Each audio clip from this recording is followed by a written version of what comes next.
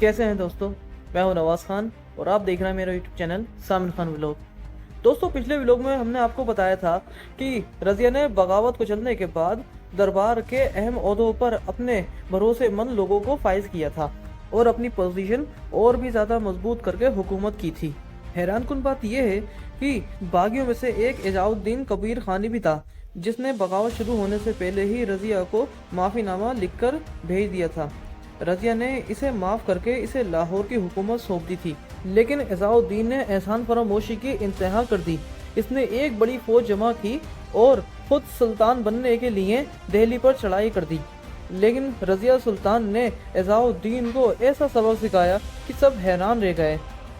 असल में रज़िया को एजाउद्दीन की एक ज़बरदस्त कमज़ोरी का इल्म था, और वो कमज़ोरी ये थी कि एजाउद्दीन अपने से बड़ी फौज का मुकाबला करने से घबराता था। और इस बार भी यही हुआ। जब एजाउद्दीन दिल्ली के करीब पहुंचा तो रज़िया ने फौज भर्ती खोल दी और कुछ ही अरसे में एजाउद्दीन से ज़्यादा फौज जमा कर ली। जब एजाउद्दीन को पता चला कि रज़िया के पास ज़्यादा फौज है तो इसके हाथ पांव फूल गए और फिर इसने माफ़ी की दरख्वास्त की। रज़िया ने एक बार फिर इसे माफ़ कर दिया, बल्कि इसे लाहौर के अलावा मुल्तान की भी हुक्मरानी दे दी। एजाउद्दीन की बगावत तो ख़त्म हो गई थी, लेकिन रज़िया के मुखालिफिन को एक बार फिर बगावत का मौका मिल गया। हुआ यूं कि रज़िया सुल्तान अपने एक हबशी गुलाम याकूत पर मेहरबान हो गई।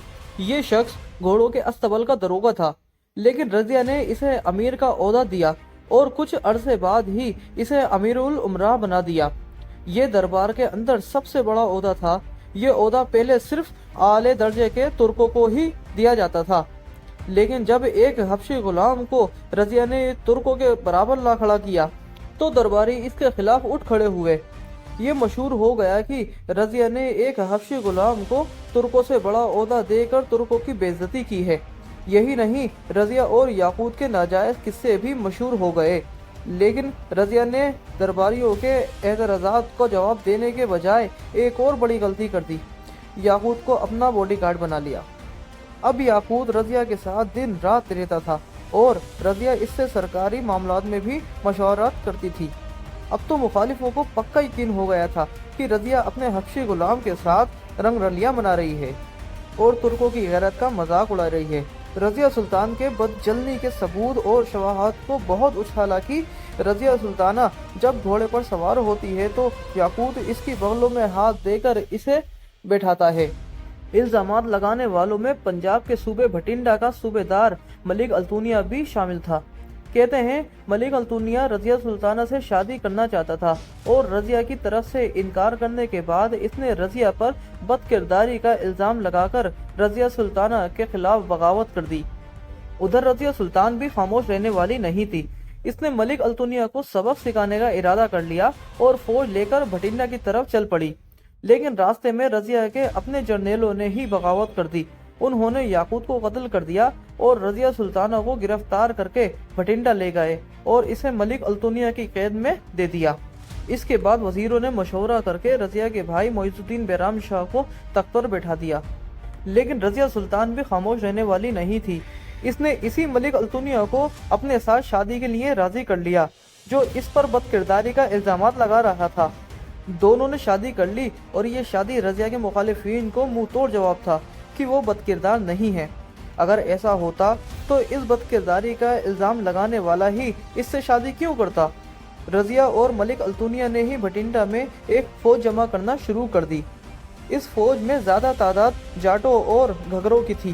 सन 1240 में अल्तुनिया और रज़िया ने तख्त वापस लेने के लिए दिल्ली पर चढ़ाई कर दी, लेकिन दिल्ली का नया सुल्तान बैराम शाह अपनी बहन के मुकाबले पर इसी का एक सूबेदार एजाउद्दीन को ले आया, वही एजाउद्दीन जिसे रज़िया ने 2 बार माफ़ किया था।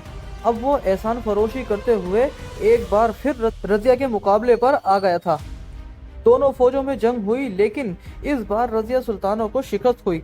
रज़िया और मलिक अल्तुनिया वापस भटिंडा लौट गए।